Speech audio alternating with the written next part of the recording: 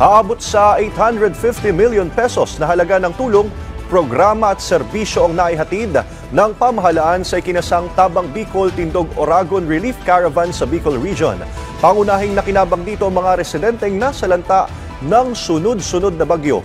Si Melalis Moras ng PTV sa Balitang Pambansa.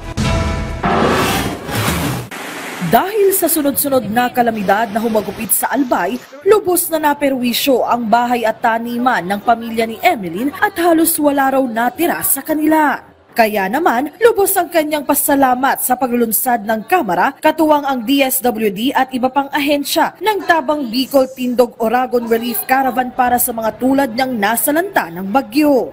Diyos ko po ma'am, nawalan kami ng mga hanap buhay, saka yung bahay namin talagang medyo naapektuhan talaga. Tapos yung mga panganap buhay namin, yung mga tanim talagang nasira.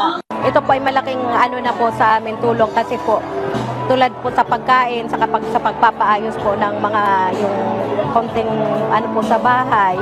Pinangunahan ni House Speaker Martin Romualdez ang inisyatibong ito sa Bicol Region kasama ang ilan pang kongresista at mga lokal na opisyal. Magkakasunod nilang binisita ang Catanduanes, Albay at Naga City at Pili sa Camarines Sur para mamahagi ng financial assistance, bigas at iba pang ayuda. Sa kabuuan, aabot sa 850 million pesos na halaga ng tulong, programa at serbisyo ang naihatid ng gobyerno para sa nasa 170,000 beneficiaries sa rehiyon.